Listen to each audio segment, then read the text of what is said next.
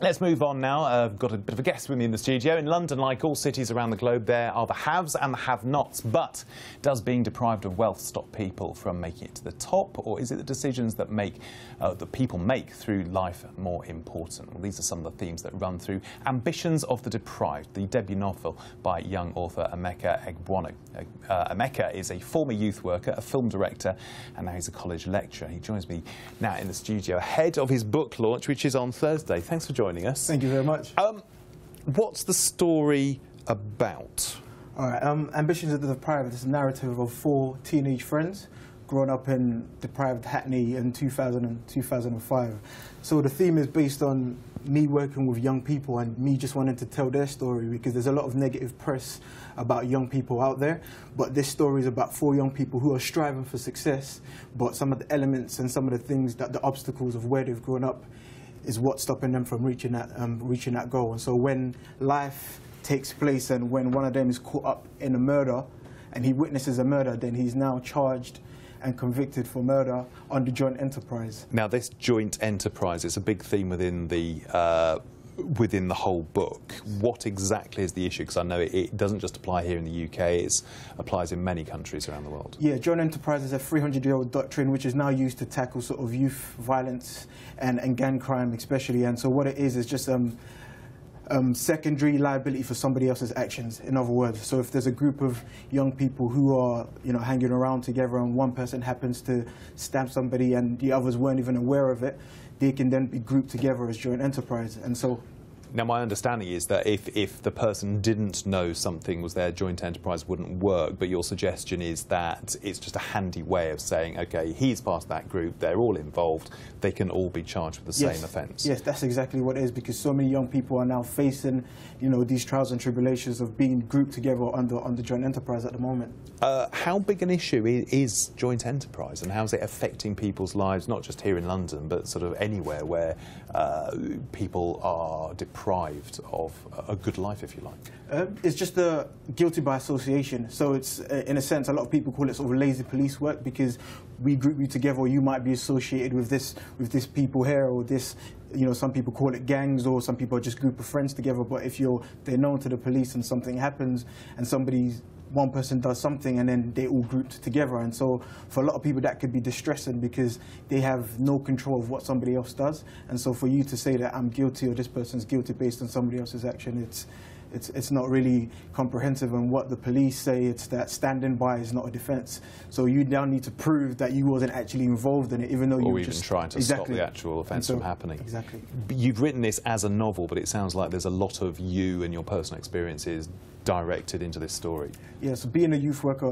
for about 8 years and working with a lot of young people, I've worked with young people who are living a lifestyle they shouldn't be living, but the vast majority of the young people that I've worked with have been young people who are striving for success, living in these deprived areas, but I'm trying to tell their story in terms of you want to succeed, but some of the things where you grew up is trying to hold you back, but it's about friendship and about them moving forward and trying to break those barriers and achieving success. How has your upbringing, because how has that helped you and therefore helped these people that you've worked with over the years?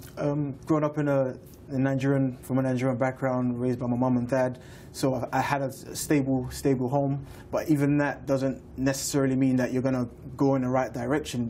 A lot of things happen because of the influences that you have outside of the home. That's why a lot of parents say, oh, I've raised my son the right way, but you can't control the variables outside the house, which is the friends that they keep.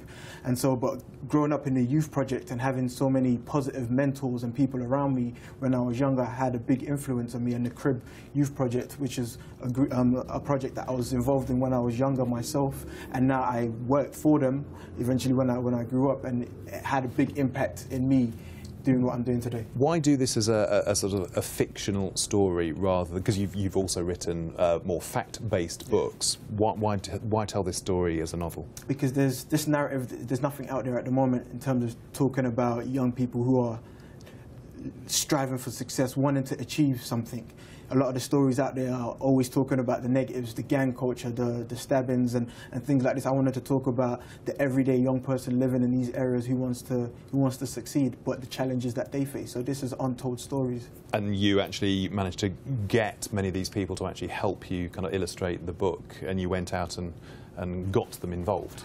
Yeah, that's what I wanted to do. I wanted to get as many young people involved as possible, and so one thing I was thinking of while I was at work one time was thinking of a way to get young artists involved. Let's have a listen to this if we can. Child or the person themselves. I feel like in our society they do tell us that a lot, but I don't think it's true. Well, you know, I mean, I've always tried to dream big, but a lot of my friends don't, and, you know, they're stuck. You can do well, you know? Don't make excuses. See them getting involved, helping you, but helping themselves. Yes. How is this about sliding doors moments where people can make the right or the wrong decision, and then how that impacts their lives? Yeah, so it's a process of knowing what is good for a person, because if a person makes a wrong decision, but it's the influences and the people around them who are going to help them make those right decisions. But at the end of the day, everybody gets good advice, but it comes to the point where you have to actually make that decision. And as a youth worker, as a lecturer, I have to hope that the young people that I've tried to impact, when that decision moment comes, they're able to make the right decisions. So there is a kind of an underlying sort of tale to this story. Emeka Egbuonu, your story, well, the whole book launches on Thursday, and that's at the Rose Lippman building on Thursday. Yes. Good luck with that. It sounds like a fascinating read. Thanks for joining us here on Arise News. Thank you.